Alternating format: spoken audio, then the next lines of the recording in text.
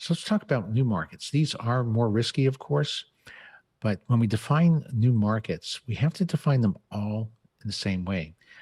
We've done a number of studies in the past where companies come to us and say, "Hey, we have a dozen different markets we're thinking about entering. Can you help us prioritize them?"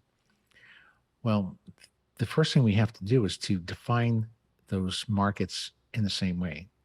And often they're defined as technologies or verticals or products. It's like apples and oranges. They can't be compared. So we got to get everything on an even keel, if you will. So with the definition we talked about, the group of people and the job to be done, we can um, put them all in the same uh, categories, if you will, and then begin the analysis on them. So this is how it generally works. We pick out a job executor and then go to that job executor and ask them, what are all the jobs you're trying to get done? P&G came to us, for example, and asked us, what are all the jobs that parents are trying to get done? Parents of children that ages zero, roughly infants to 2 years old. So there's a whole series of jobs that they're trying to get done. And then they want to pick from those to see which of them they may want to address with a new product or service. So how do we go about identifying those most attractive markets? Well, again, through research, we can put a survey together and have our list of 40, 50, 60 job statements that we've collected and ask parents to tell us, how important is it to you that you're able to pass on life lessons to children or whatever the statements might be. But they're all defined in the exact same way. So we can compare apples to apples. We're not introducing variability into the process. And we can pick new markets that we might want to enter.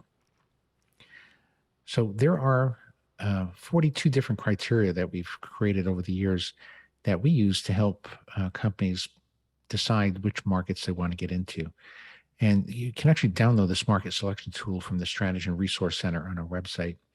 But at a very high level, it's helping you pick out the most attractive market from a financial standpoint, from a risk assessment standpoint, from a capability standpoint, and so on. But some of the evaluation criteria, they're from a jobs perspective, of course, there, right? But think of it like this. Would you rather be in a market or enter a market that has 3,000 job executors or 300,000 job executors? Would you rather serve a market that's underserved or overserved? Would you rather enter a market that has a high rate of growth or job executors or a declining rate of growth of executors? Would you prefer to be in a market that is the job is getting done 5 times a day or 5 times a year? Right? What percent of the customers are underserved? Are people willing to pay more to get the job done better, and so on?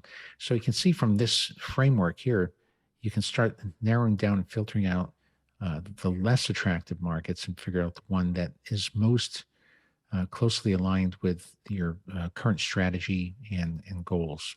So this is the process, right? We just went through it. 3 steps. We grow from the core, and we can either get the job done better or get more of the job done.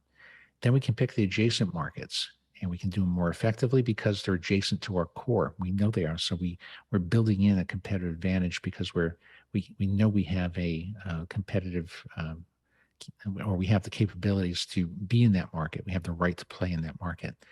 And then lastly, go after the tougher ones, but be careful in your market selection, because if you're trying to go from $500 million to $1 billion in growth, chances are that you're going to have to enter one or two new markets, and you want to select them very carefully.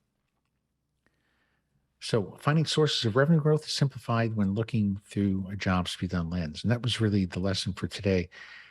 By looking at markets, defining markets all in the same way, it helps us figure out how to grow our core, our adjacent, and new markets.